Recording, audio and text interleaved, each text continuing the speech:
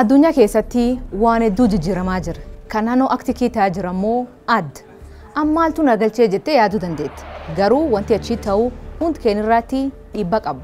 Arkitik keessatti wanti amma ta'aa jiru waan waggaa 20 dura ni ta'a jedhamee hin yaadamnedha. Naannoon kun bakka kamiyyuu caala saffisaan ho'aa jirti. Akkuma cabbiinshee baqaa jirtuun biyyoonni addunyaarratti humna guddaa qaban to'achuu fi dorgommii cimaa jiru.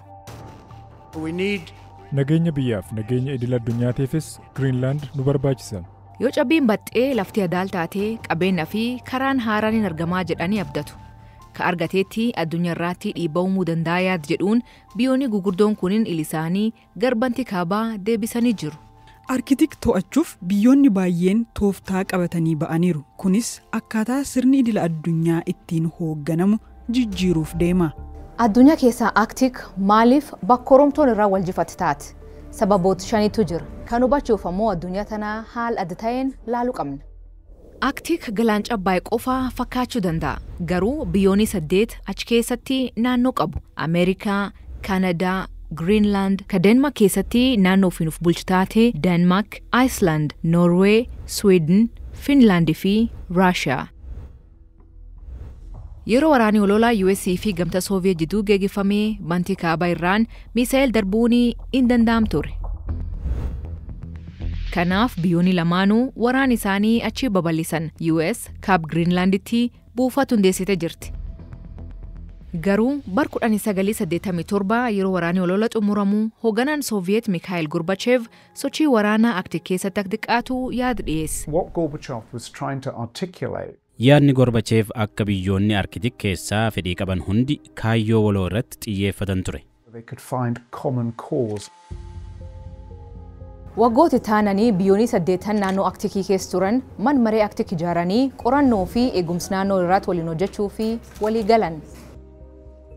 Mootummoonni Arkitik keessa jiranii fi kanneen homa keessa hin qabneelleen dhiibbaa naannoon kun jijjiirama qilleensa irratti qabu qorachuu fi buufataalee qorannoo banan. Biyyoonni akka Chaayinaa, Hindii fi Kooriyaa Kibbaa dhiibbaa naannoon Eeshiyaa irraa kiiloomeetira 1000 lakkaan fagaattuun jijjiirama qilleensa isaanii irraa qabdu qorachaa jiru. Arkitik bakka nagaa fi tumsa addaa ta'uu isheetiin maqaa gaarii qabdi. Seenaan kun yeroo Raashiyaan Yuukireen weerarte jijjiirame.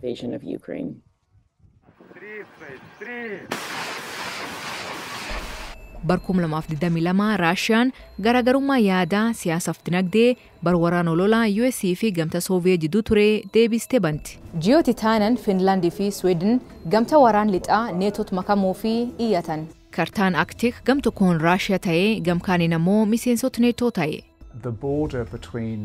Daangaan Norway, Finland fi Raashiyaa gidduu jiru amma adda waraanaa Raashiyaa fi NATO'f ta'eera. Yeroo buufanni waraana Raashiyaa Arkitik keessa jiru droonii Yuukireeniin haleelamee Arkitik keessatti kallattiin wal dhabdeen uumamte turte.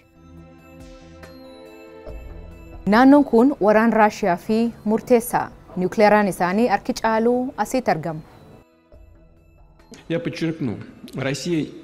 Raashiyaan Arkitik keessatti nama dursiftee hin beektu. Garuu lolaaf qophaa'aa jirra. Ittisa keenyas cimsaa jirra. Raashiyaan buufataalee waraanaa bara Soviet fayyadamaa turte hedduu deebistee banti. Akkasumas bisaan Arkitik fayyadamuun misaayil saffisa olaanaa Hypersonic Cruise jedhamu yaalaa turti. Xiyyaaronni waraana Raashiyaa fi Ameerikaa naannoo Alaskaatti walitti dhiyaachaa jiru. Warri lixaaleen Arkitik keessatti humni isaanii babal'isaa jiru. Waan waraana ololaan booda argame hin beekne bara 2024 NATO'n naannichaatti shaakala guddaa hojjetti. Waraanni Ameerikaa humna addaa Arkitik Alaska keessatti deebisee hojii galche. Pireezidant Trump illeen yaada falmisiisa dhiyeesse.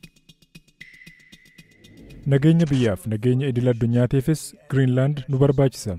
Kanaaf argachuudhaaf waan kamiyyuu gochuudhaaf qophiidha. Greenland nu barbaachisa. Addunyaanis Greenland akka nuti qabannu barbaaddi. US Greenland keessatti buufata waraanaa ammallee hin qabdi. Yaada Trumpiif garuu deebiin kennamee if ture.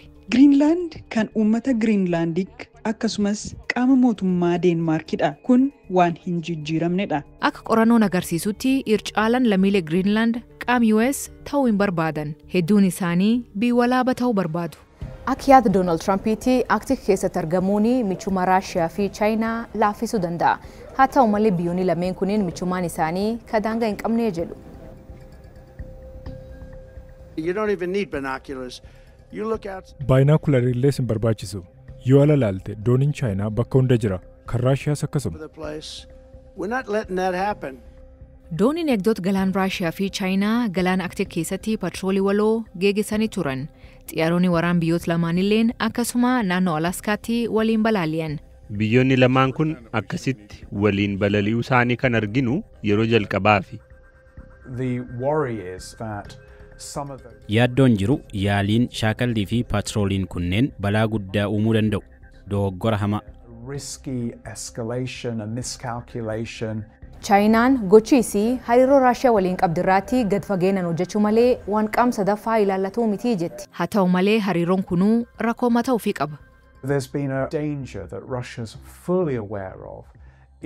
Akkuma hariiroon Raashiyaa fi Chaayinaa guddataa jiruun Chaayinaan akka mootummaa Arkitikiitti dhiyaatu kan humna guddaa qabu taatuuf seera qabeessummaa kennaaf kun balaa Raashiyaan guutummaatti hubattu.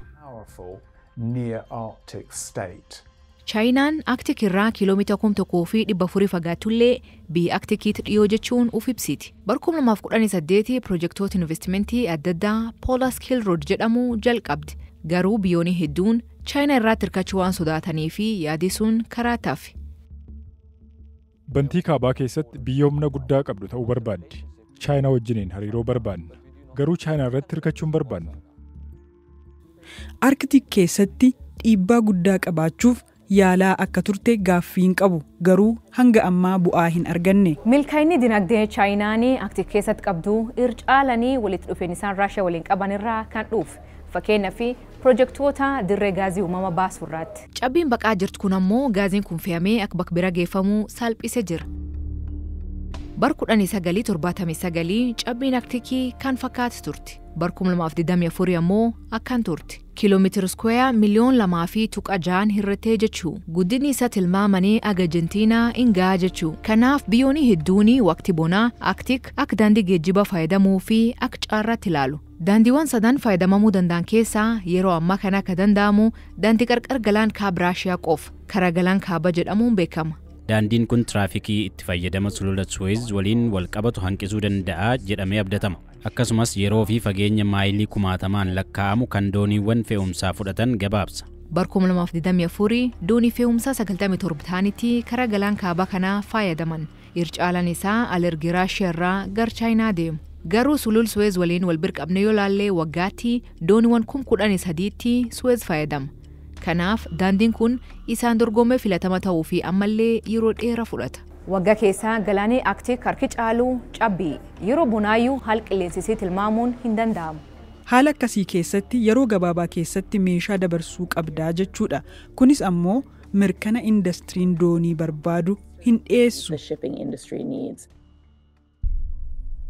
Waa'ee geejjiba kanarraatti gaafiin ammallee jiraatullee cabbiin baqaa jirtu kun ammoo waan bira mul'isuu danda'a.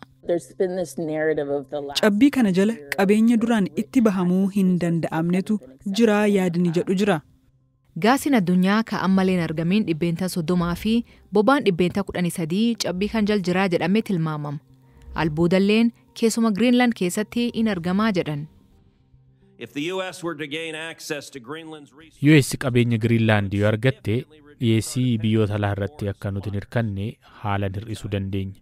Keessumaa Chaayinaa kan yeroo ammaa gabaa albuudaa dhuunfatti irratti akka hin hirkanne nu gargaara. Garuu qabeen kan argachuun salphaa miti. Dhuma irratti naannoo fagoo hojiif qaala'aa ta'e kan bu'uuraalee misoomaa hin qabnee fi bakka namoonni ogummaa qaban ittiin dhiyaanne waan taateef qorannoo cimaatu jira.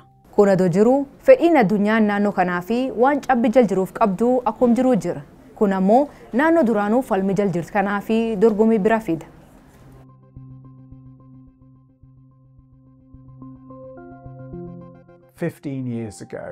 Waggaa 15 dura Arkitik naannoo kaabaa olaanaa kan rakkoo gadi aanaa jedhamti. Amma dhaadannoon sun gara kaabaa olaanaa rakkoon olaanaatti madaksuu qabna.